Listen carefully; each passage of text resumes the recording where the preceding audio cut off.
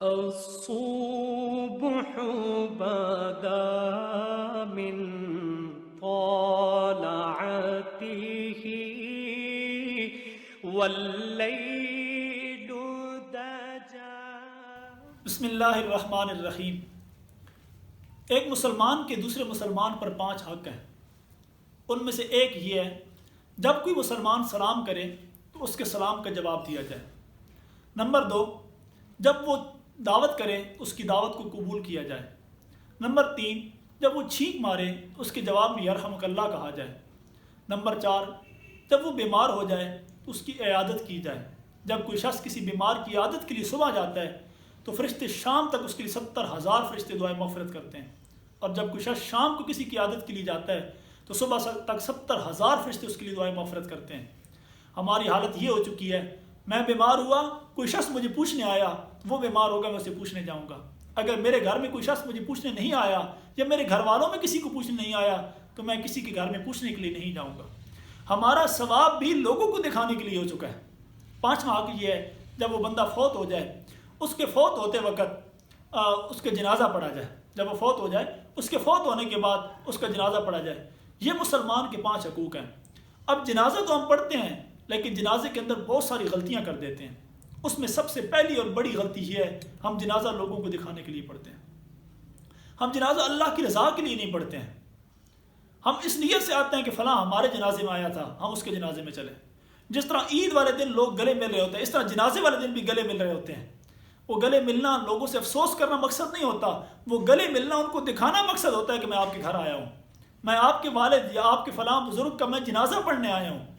آج ہمارے جنازوں کی یہ حالت ہو چکی ہے۔ اس میں ایک بڑی غلطی ہے کہ ہم جنازہ لوگوں کو دکھانے کے لیے پڑھتے ہیں۔ جنازہ محض اللہ کی رضا کے لیے پڑھا جائے، اللہ تعالیٰ کو دکھانے کے لیے پڑھا جائے۔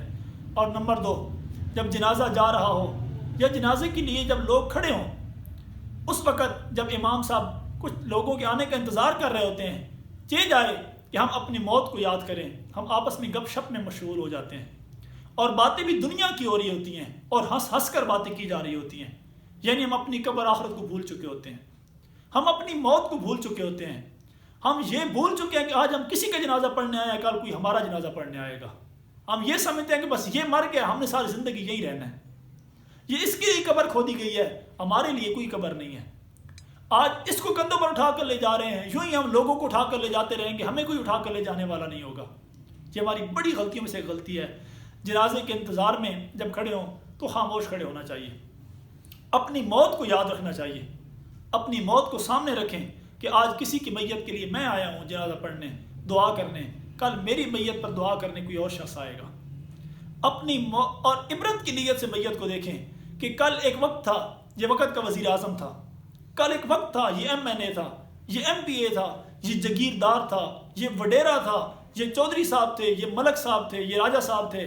آج یہ وقت ہے کہ اپنے ہاتھ کو بھی حرکت نہیں دے سکتا، آج خود اٹھ کر غسل بھی نہیں کر سکتا، آج خود اٹھ کر کفن بھی نہیں پہن سکتا، آج خود اٹھ کر قبر میں اتر بھی نہیں سکتا۔ آج لوگوں کے محتاج ہو گیا ہے، کل میں نے بھی یہی کسی کا محتاج ہو جانا ہے۔ ہم جو چاہتے ہیں، ہم جو سمجھتے ہیں کہ ہم چلے گئے دنیا سے تو شاید یہ دنیا نہیں چلے گی۔ قبرستان جا کر کبھی دیکھیں، ہزاروں ایسے لوگ ہوں گے جو کہتے تھے کہ ہم چلے گئے دنیا نہیں چلے گی، وہ چلے گئے ہیں اور دنیا چل رہی ہے۔ جنازے میں کھڑے ہو کر لغو باتوں سے بچیں، ہنسی مذاق سے بچیں، اللہ رب العزت کے حضور سر جھکا کر کھڑے ہوں اور اپنے آپ کو موت کے لیے تیار کریں، اپنے آپ کو قبر کے لیے تیار کریں، اپنے آپ کو اللہ تعالیٰ کے حضور پیش کرنے کے لیے تیار کریں۔